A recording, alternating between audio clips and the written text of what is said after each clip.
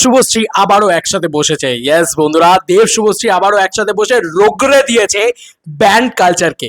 Yes বন্ধুরা, band কালচারকে রোগড়ে দিয়েছে এবং যে লোকগুলো অন্যায় করে যাচ্ছে, অনর্গল যাকে তাকে ব্যান্ড করে যাচ্ছে, তাদেরকে জাস্ট ধুনে দিয়েছে। যাকে বলে ধুনে দেওয়া, সেই ধুনে দিয়েছে। তো চলো ভিডিওটা শুরু করা যাক, কারণ এখন রোজই দেশু দেশু দেশু দেশু দেশু দেশু 7 দেব শুভশ্রী আবারও একসাথে। ইয়েস, আবারও একসাথে বসে আজকে আবারও একটা ভিডিও ড্রপ করেছে।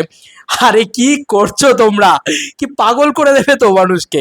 মানে এরকম করো না, আমাদের হার্টবিট বেড়ে যাচ্ছে। তোমরা একসাথে আসা মানেই আমাদের একটা হার্টবিট বেড়ে যাওয়া। দেবদা অ্যান্ড শুভশ্রীদীপ, এই পুরো বিষয়টাই আমাদের কাছে একটা সেলিব্রেশন। তো চলো তোমাদেরকে একটা জিনিস দেখাই। তো অলরেডি থ্যাংক ইউ পৃথ্বীশ, আমি ড্রাইভ করছিলাম, আমি জাস্ট না বাড়ি ঢুকলাম, ঢুকেই দেখি ও আমাকে পাঠিয়ে রেখেছে। থ্যাংক ইউ ভাই, তুমি না পাঠালে মানে এখন আর আমার সোশ্যাল মিডিয়া খুলে দেখা হতো না হয়তো। তো আমি তোমাদেরকে দেখাই বিষয়টা, মানে আমি নিজেই স্টান্ট হয়ে গেছি। আরে ভাই আলাদাই ব্যাপার। ইনস্টাগ্রামে দেব শুভশ্রী, মানে দেব অ্যান্ড শুভশ্রী, তারা একসাথে কোল্যাব করে এই জিনিসটা পোস্ট করেছে। এবং আরও একটা জিনিস পোস্ট হয়েছে, অর্ণব গুহ, সে কিন্তু এটা পোস্ট করেছে এই ছবিটা। Yes, this is the picture. এই পিকচারটাকে নিয়ে কালকে একটা বড় কথা বলার আছে, সেগুলো না হয় কালকেই বলবো। একটা এক্সক্লুসিভ আপডেট দেওয়ার আছে, সেটা না হয় কালকেই দেবো। যেখানে মিডলে বসে আছে দেব, অনির্বাণ অ্যান্ড শুভশ্রী, আর পিছনে পুরো টিম, যেখানে ঐশিক দা, সায়ন্তন দা থেকে শুরু করে আরও অনেকে রয়েছে। প্রত্যেককে তো আমি চিনি না, বাট আরও অনেকে রয়েছে। এদের দুজনকে খুব প্রিয়ভাবে চিনি আর কি। যাই হোক, যেটা বলার সেটা হচ্ছে দাদার পেজে যাই। হ্যাঁ, ফার্স্টে দাদার পেজ থেকে আজকে আবার একটা ধামাকা এসছে। মানে এটা জাস্ট আনএক্সপেক্টেড হচ্ছে। হ্যাঁ, দাদা এগুলো সব প্ল্যান করে রেখেছিল আগে থেকে, সব ওই দিনকেই শ্যুট করা, মানে কালকেই শ্যুট করা। এবার অনেক কিছু আসতে থাকবে, ঠিক আছে? আমি তোমাদেরকে দেখাই, এটা দেখলে তোমরা বুঝতে পারবে। এই যে টিল নাও টাইম, রিসেন্ট, একদম রিসেন্টলি পোস্ট হয়েছে এই রিলটা আর কি। আর টাটকা পোস্ট হওয়া রিল একদম, আর পোস্ট হয়েই ভাইরাল হয়ে গেছে। কারণ দেব শুভশ্রী একসাথে এসছে ভাই, আবার 2,28,000 ইনস্টাগ্রামে ভিউজ জেনারেট করে ফেলেছে। কি বলছে শুনে। অনির্বাণ আছে আমাদের ছবিতে। যেহেতু জানি না কি রিয়াকশন হবে, কিন্তু আমি ইম্পর্টেন্ট কথা বলতে চাই। রিয়াকশন ফাটাফাটি দাদা। আমি জানি না, আমাদের ইন্ডাস্ট্রি আর আলাদা নয়। মানে ডিরেক্টর, প্রডিউসার, আর্টিস্ট এবং টেকনিশিয়ানস, আমরা সবাই একটা পরিবার। তুমি ইন্ডাস্ট্রি, আমরা বা তোমরা। সেখান থেকে আমার মনে হয়েছে কি এবারে সময় চলে এসেছে কি আমরা সবাই এক হয়ে লড়ি এবং ইন্ডাস্ট্রির জন্য লড়ি। আমি প্রথম দিন থেকে ব্যান্ড কালচার এগেনস্টে ছিলাম, এখনো আছে, আগামী দিনও থাকবো। আমার মনে হয় একটা শিল্পীর যদি কাজটাই ছেড়ে নেওয়া হয়, তাহলে সংসার চলবে কি করে। এবং একটা ভুল বার্তা যাচ্ছে কি না আমাদের ইন্ডাস্ট্রি বা আমাদের বাংলা ফিল্ম ইন্ডাস্ট্রি যাকে তাকে ব্যান করতে হয় ন্যাশনালি বা ইন্টারন্যাশনালি, সেটা আমি চাই। সেই জন্যই অনির্বাণকে দেওয়া। এবং অনির্বাণ ডেফিনেটলি দারুণ ট্যালেন্টেড একটা ছেলে। আমি এটুকু বলতে চাই আমার টেকনিশিয়ান ভাই বন্ধুদেরকে, ওকে নেওয়া মানে আপনাদেরকে অপমান করা নয়। ওকে নেওয়া মানে বাংলা ইন্ডাস্ট্রিকে আরো এগিয়ে নিয়ে যাওয়া, আমাদের টেকনিশিয়ানদেরকে এগিয়ে নিয়ে যাওয়া। একটা কাজ মানে দেশো 7-এ মিনিমাম 200-250 জনের ইউনিট হবে, মিনিমাম 40-50 দিন বেশি শুটিং আছে। তো 50 দিন 200 জন যদি করে হয় তো 10,000 হচ্ছে।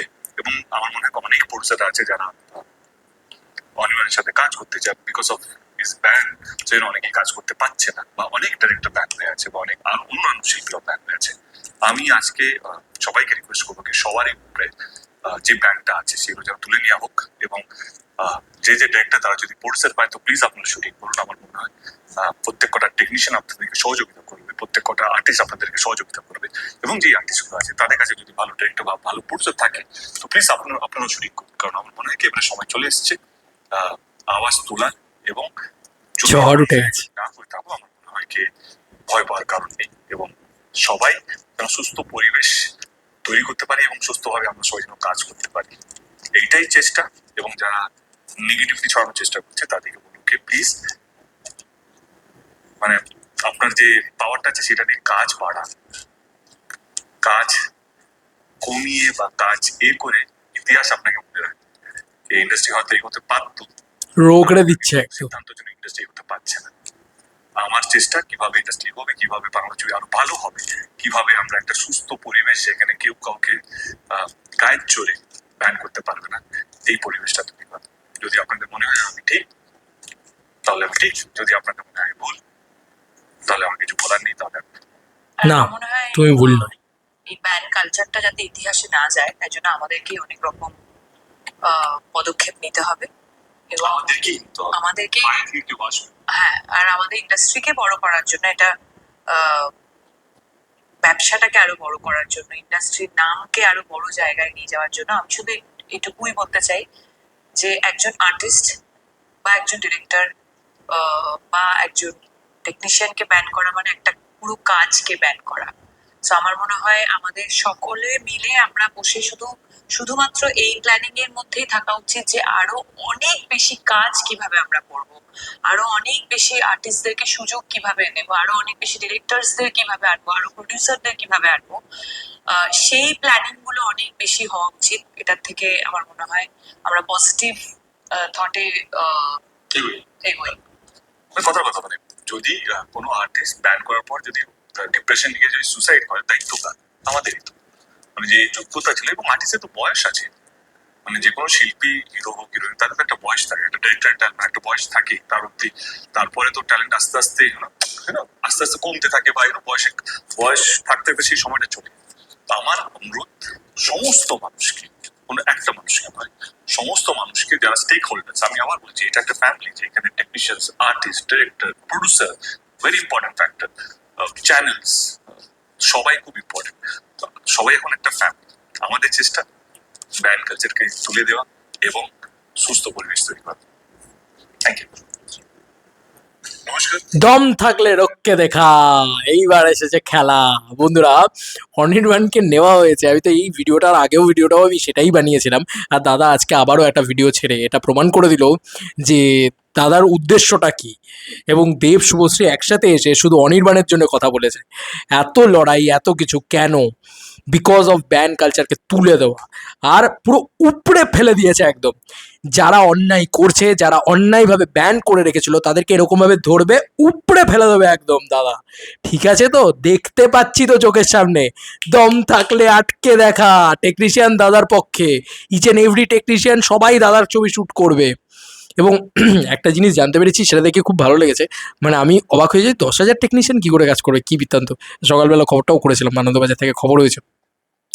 গল্পটা এরকম যে 200-250 জন কাজ করবে পার ডে, এবং সেটাকে যদি 50 ডে করা হয়, সেক্ষেত্রে 10,000 বার আর কি টাকা দিতে হবে। এই গল্পটা আর কি, এরকম ব্যাপার আর কি। তো বিষয়টা হচ্ছে 50 দিন তো দাদা মুখে বলছে, তবে এটা আরও বাড়বে হয়তো শুটিং ডেটটা আর কি, যেরকমটা ধরা আছে আমি যতদূর যা জানি। সেক্ষেত্রে আমি এইটুকু বলতে পারি তোমাদেরকে যে it is the big project, it is the first time biggest project of Bengal, যেখানে এতদিন ধরে এতগুলো লোকেশনে এত বড়োভাবে শুটিং করার কথা ভাবা হচ্ছে।